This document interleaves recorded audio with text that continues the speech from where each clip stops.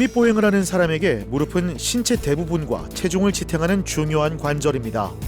활동성이 가장 많은 만큼 퇴행성 질환이 흔하며 젊은 나이에도 스포츠 외상으로 문제가 발생하죠. 사실 관절염 생각하시면 무릎을 많이 떠올리시죠? 그만큼 무릎 환자들이 많으신데 왜 무릎이 많을까라고 생각을 해보면 무릎에 그만큼 부하가 많이 들어가는 거죠. 생활하는 과정에서. 걸어다니고 뛰어다니고 자대전하는 과정에서 무릎에 압력이 많이 들어가다 보니까 그래서 부상도 좀 작고 그리고 관절염도 좀 빨리 올 수 있고요. 무릎에서도 특히 반월상 연골판은 무릎의 움직임을 돕고 충격을 흡수하는 역할을 합니다. 이곳이 손상되면 보행이 힘들어지고 관절염이 시작되죠.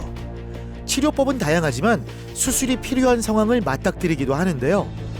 하지만 적절한 수술을 받으면 어제까지 멈췄던 걸음이 오늘부터 다시 시작됩니다. 아픈 곳보다 아픈 이유를 먼저 바라보고 잃어버린 일상을 되찾아주는 정형외과 전문의 민영경 원장. 1차로 감염 조절을 마쳤고 오늘 재수술에 들어가는데요. 저희가 왔을 때는 이미 감염이 너무 많이 진행돼 있어서 인공관절 기구 주위로 뼈도 녹아 있었고 통증도 너무 심한 상태여서 일단 감염 조절이 시급한 상태여서 인공관절 제거하고 그 뼈 쪽에 항생제가 섞여 있는 시멘트로 뼈 모양을 만들어서 저희가 놓아놓은 상태예요. 그래서 감염을 조절하고 이제 인공관절 재수술을 하려고 지금 진행을 하고 있습니다. 물론 감염이라는 게 굉장히 무섭기 때문에 인공관절도 그냥 진행하진 않고요. 조직 검사를 한 번 더 보내봐서 최종적으로 감염이 없다는 걸 확인하고 감염이 없다면 재수술이 진행이 되는 거고요. 혹여라도 아쉽지만 감염이 남아있다고 되면은 그 시멘트를 넣는 수술을 한 번 더 진행할 예정입니다. 네. 젊은 나이여서 20년 뒤 재치환술 가능성이 높습니다. 지금은 재치환용 기구를 쓰면 뼈 절상량이 많아 다음 수술이 어려워질 수 있죠. 그래서 이번엔 미래를 생각해 일반 기구 사용을 우선으로 합니다. 네, 금방 전화가 왔었는데 5개 미만으로 나와서 이건 감염이 아니라고 볼 수 있거든요. 그럼 저희가 이제 인공관절 재수술 진행하면 될 것 같습니다. 아주 반가운 소식입니다. 재수술은 정상 구조물이 이미 변형된 상태라 첫 수술보다 훨씬 까다로운데요. 로봇을 활용해 정확도를 높인다면 이야기는 달라지죠. 일반 기구와 조화를 이루어 인공관절 수술을 진행합니다. 40대 이제 중반, 사실 인공관절 할 나이대가 아니시죠. 저희가 특수한 경우 아니면 인공관절을 절대로 하지 않는 나이대입니다. 근데 지금은 특수한 경우셨기 때문에 수술을 했다 치는데 그래도 40대 남자분의 근육과 힘줄과 인대가 얼마나 좋겠어요. 물론 그 중간에 여러 수술하면서 고생을 하셨지만 그래도 그게 좋은 편이셨기 때문에 수술 경과는 지금 되게 좋으신 거죠. 그래서 젊어서 아쉬운 부분도 있지만 잘만 생각하면 젊으니까 너무 빠르게 잘 진행되고 있는 부분도 있습니다. 연골판은 잘 낫지 않는 조직이라 봉합해도 완전히 붙지 않을 수 있습니다. 수술 후 목발을 써야 하는 불편도 있어 모든 환자에게 권해지지는 않는데요. 다니엘 씨는 희망을 걸고 봉합술을 받았습니다. 관절경을 이용한 연골판 봉합술을 했어요. 수술은 하루면 끝나 있고 크게 아프지도 않아요. 내시경을 하기 때문에.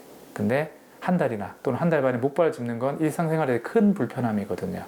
그리고 직업에 따라서는 알겠는데 나 못한다는 분도 있어요. 내 직업은 목발을 쓸 수 없는 직업이야. 근데 한 달이나 한 달 반 못 쉬어. 그럼 못하는 거죠. 알지만 못한 경우도 있고. 네, 다행히 이다니엘님 같은 경우는 그게 허용이 되는 상황이었고 본인도 의지가 있으셨기 때문에 그런 치료를 했습니다. 네. 내측 반월상 연골판 후각부가 파열된 상태. 기능 회복을 위해 한 달 전 관절 내시경으로 손상 부위를 정리하고 봉합했는데요. 다시 설 수 있게 되자 가족의 앞날도 밝아졌습니다. 재활 기간은 약 3개월 정도로 예상됩니다. 이후엔 일상 보행도 무리 없을 것으로 보이는데요. 수술 후 초반엔 기계의 도움으로 관절을 천천히 움직이며 회복을 향한 첫 단계를 밟게 됩니다. 운동을 좋아하고 건설 현장 일을 이어오며 고동훈 씨의 반월상 연골판도 손상됐습니다. 10번이 넘는 수술과 치료에도 통증은 계속됐죠. 결국 지난해 다시 수술받았습니다. 명확하게 내측에 있는 반월상 연골판이 문제가 있을 거라고 느껴졌었고요. 그리고 나머지 십자인대라든지 다른 부분들은 기능적으로 크진 않으셨어요. 그래서 환자분께 이런 부분들이 이번에 아프게 하는 병변인 것 같으니 수술을 하더라도 이 정도만 하자. 왜냐하면 나머지 부분들은 배보다 배꼽이 큰 경우도 있을 수 있고 이걸로 인해 또 다른 문제라든지 다른 재활이 필요할 수 있으니 이 정도만 해보자 했고 다행히 연골판을 수술하고 결과가 나쁘지 않으셔서 아마도 그런 부분들이 역시나 병변이지 않았을까라고 생각을 하는 거죠. 네. 예를 들어 이제 용골판 자체가 우리가 무릎 충격 흡수도 해주지만 돌려고 할 때 잡아주는 역할도 하거든요. 그럼 그런 무릎이 돌려고 하는 상황, 뭐 자세 전환할 때 여기로 막 뛰어가다가 반대로 뛰어가고 싶다. 한 번쯤은 멈춰서 돌아가야 되는데 그때 이렇게 돌아갈 때 무릎에 꺾이려는 힘이 받겠죠. 돌려가는 힘을 받을 때 그럴 때 찢어진 경우도 있고요. 아니면 그때 누구한테 걸렸다, 축구 같은 거 하다 보면 태클이 걸렸다, 돌아버린 경우가 있겠죠. 그러면 찢어진 경우가 있는 거예요. 그래서 그런 것들을 많이 조심하셔야 될 텐데 찢어진 위치에 따라서는 항상 아프지 않은 경우도 있어요. 그러니까 특정 부위만 찢어졌다면은 그 자리가 자극이 들어가는 동작에서만 통증이 있으니까 그런 동작을 항상 취하지 않을 때도 있거든요. 그러면 모르고 지내시다가 어느 순간 이제 그 병변이 더 커지거나 아니면 이제 다른 이유로 병원에 오셨을 때 아, 이런 게 있네요가 되는 경우도 있죠. 저는 수술도 치료 과정의 하나라고 생각하거든요. 예를 들어 약 먹는 것부터 재활까지 그 치료 과정 안에 수술이 하나 끼어 들어가느냐 마느냐의 차이가 있는 거지 그 수술이 목적일 수는 없어요. 또 수술한다고 해서 수술 끝이 아니죠.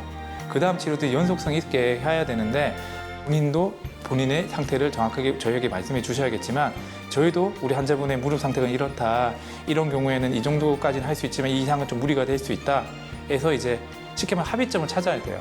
그리고 그런 부분에서 좀 아쉬운 부분, 모질한 부분들은 병원에 오시면 또 저희가 채워드릴 수 있으니 그렇게 생각하시면 좋을 것 같고요.